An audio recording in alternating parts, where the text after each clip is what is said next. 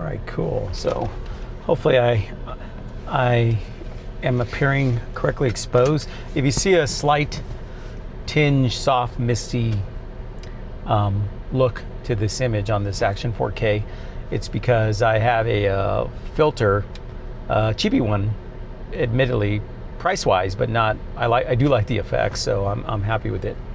But I got it off the Amazon. So my whole thing is I want to shoot in camera. I know it's the lazy filmmaker's way, as opposed to color grading and going through too much of that in post, and really just focusing on the logistics of coverage and what I'm getting done. So the point of this video is just, if you haven't figured it out already, is what can I accomplish using an action camera, in this case a DJI Action 4, to be my tool of choice, camera of choice, in filming a short narrative film.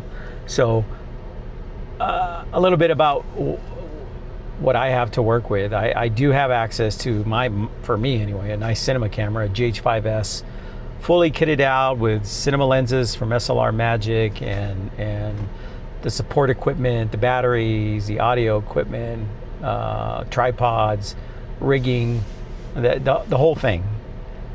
And while it's really cool, and I went down all the rabbit holes to buy all this stuff to put it together, when it comes time to actually use it to film something as a solo content creator, filmmaker, it has proven to be a little bit overwhelming for me. I mean, I can get it done, but my patience level is such that, and I don't know if some of you can identify with this, that I want to get the shot set up, and it's usually in concert with a trip I'm taking with my girlfriend or a friend, and I feel that undue pressure to get something done quickly and then move on to the next shot. And even if I didn't have someone with me, because I've gone to certain places with the full intent of shooting scenes, I'm losing the light that I want or the cloud coverage, and so on and so on. And I guess I'm just making excuses that I can't get that rig, the GH5S, set up in time.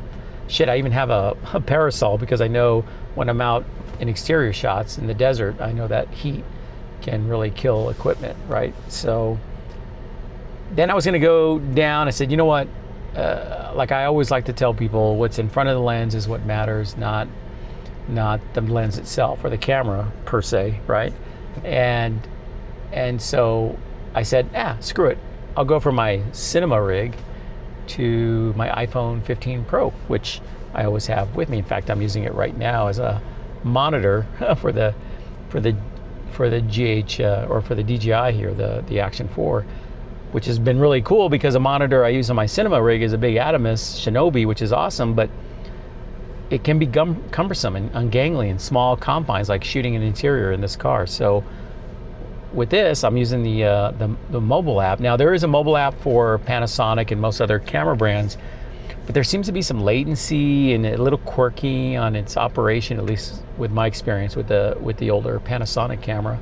Whereas with this, it's pretty dead on. Now, before I moved on making this decision, and I think you know where I'm going with this video, on focusing on using a DJI Action camera, I was going to use my smartphone, my i15 Pro, with all the, the USB-C that gives you access to external recording on an SSD because of the big files, and it's got Apple Log and all the other settings, and then using Blackmagic.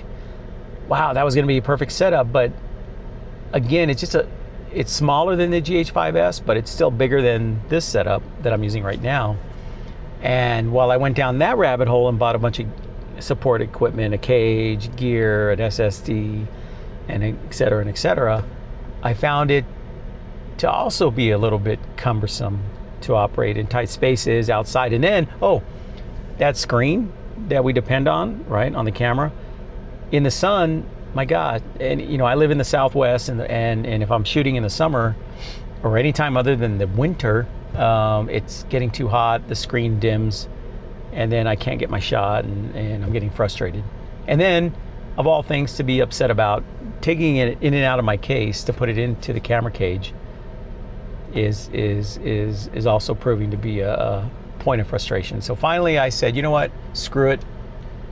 stop telling people that what's in front of the camera is what matters and not the camera, and start, practicing what you preach. And so I had this DJI Action 4 for about a year now, year and a half. I've used it off and on when I'm outdoors, getting shots out four-wheeling or doing stuff like that, like what an action camera's for. And now I'm like, you know what, screw it. I'm gonna shoot this narrative film on my little action camera. So that's what this video is about, and hopefully the next few series of videos will kind of tell that tale as much as I can. Hell, I'll probably use my GH5S cinema camera as behind the scenes camera and use my DJI Action 4 as the A camera. So something different. I mean, there are limitations, no doubt. Depth of field is probably the first and foremost one that most of us think about, but I can get around that with techniques, putting stuff in the foreground, and focusing on framing and composition and lighting. And then also there's the focal view, which for me is more limiting than the depth of field. I can get around that, but the focal view here, I have it on linear, D-warp, whatever they call it. The GoPros, I used to use those for years, but now I'm on DJI Action 4, is I think about an equivalent of 17 or 18 millimeters, so it's still pretty wide. So if you get too close, you're gonna get distortion in the image, right? And so here, the way I've got it set up on my window of my car as I film this little interior scene is about a foot away from my face, which I think between 10 and 12 inches is about as close as you want to get before you get some distractions, which I can work with. But once a distraction becomes a distraction, then it's not going to be effective for storytelling. So that's what I'm doing. Look at, I'm framing my shot up. Isn't that cool? In real time, no lag. Yeah, barely, at least that I can perceive. And I'm getting the coloring, and I'm doing the built-in color and using filters and getting 90% of the way there before having to worry about post. So that's my plan. I'm sticking to it. But yeah, hell, I make a lot of plans. Who am I kidding? I've been sticking to most of them up until the halfway point, and then I abandon it. But this time, for reals, I'm gonna use the action camera as my tool of choice to tell a story and go with it. And so I don't see too much of this, if any, on the internet. In the old days, there was a lot of GoPro cinematic. They talk about getting cinematic shots, but I want to see a story, an actual story told with no other tool than using your action camera. So hopefully, I'm being long-winded here, but that's the goal of these videos. So hope you can join me and see what kind of a cluster I get myself into and see what happens with the end product, right? All right, cool. I can stop it here. I don't have to push buttons over there. So easy. God, I'm a lazy filmmaker. All right, here we go. See you in the next video.